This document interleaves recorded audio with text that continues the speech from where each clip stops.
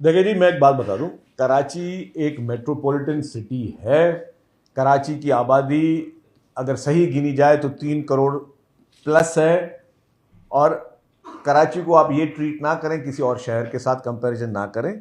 आज एक साहब की मैं प्रेस कॉन्फ्रेंस सुन रहा था कि जी 18वीं तरमीम ख़राब है और कराची को वफाक के हवाले कर दिया जाए। तो मेरा एक सवाल है कि क्या 18वीं तरमीम को ख़त्म करने से और कराची को वफाक के हवाले करने से ये इंसिडेंट नहीं होंगे?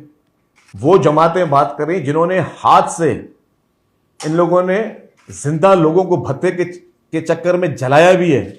साने आशूरे के बाद जो बोल्टन मार्केट में आग लगाई गई, और ये मैं नहीं बोला लगाई गई, ये पाकिस्तान की तमाम एजेंसियों की एक ज्वाइंट रिपोर्ट थी, एक JIT, जिसने कहा कि वहां पर आग लगाई गई।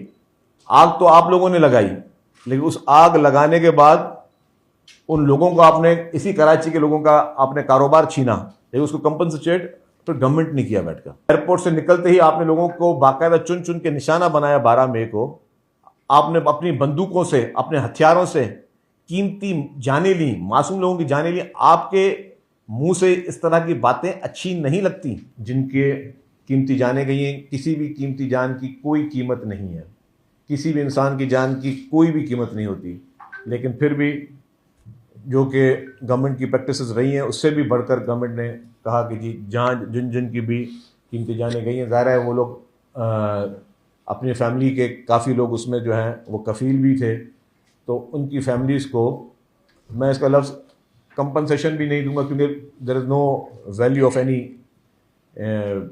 लाइफ।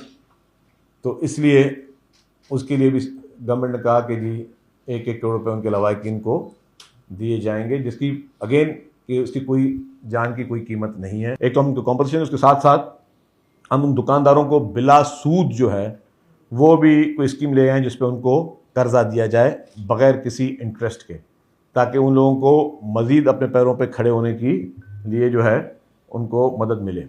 ऑडिट रिपोर्ट थी, वो एड्रेस की गई थी कमिश्नर कराची को, और वो की गई थी 1 जनवरी 2024 को। 1 जनवरी 2024 को जब रिपोर्ट कमिश्नर कराची के पास गई, तो कमिश्नर ने जो है 2 जनवरी 2024 को तमाम डिप्टी कमिश्नर्स को लेटर लिख दिए थे कि जी आप उसका ऑडिट करें। और उन तमाम जो डिप्टी कमिश्नर्स हैं, फिर उन्होंने अपना ऑडिट किया।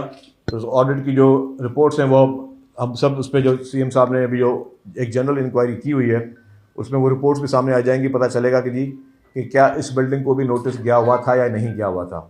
तो ये जो तासर के जी चीफ मिनिस्टर साहब को नहीं मिली। चीफ मिनिस्टर साहब 1 जनवरी 2024 को पीपल्स पार्टी के चीफ मिनिस्टर नहीं थे, केयर टेकर चीफ मिनिस्टर थे। कि आइंदा के लिए लाहे अमल क्या है। तो सानियात से बचने के लिए हम दिल की गहराइयों से शुक्रगुजार हैं कराची चैम्बर ऑफ कॉमर्स के, कि उन्होंने कहा कि हम जितनी भी बाकी बिल्डिंग्स हैं जहाँ पे ताजरों के एसोसिएशंस हैं, उनको हम पाबंद करेंगे कि वो अब जो भी SOPs हैं उस पर अमल करें।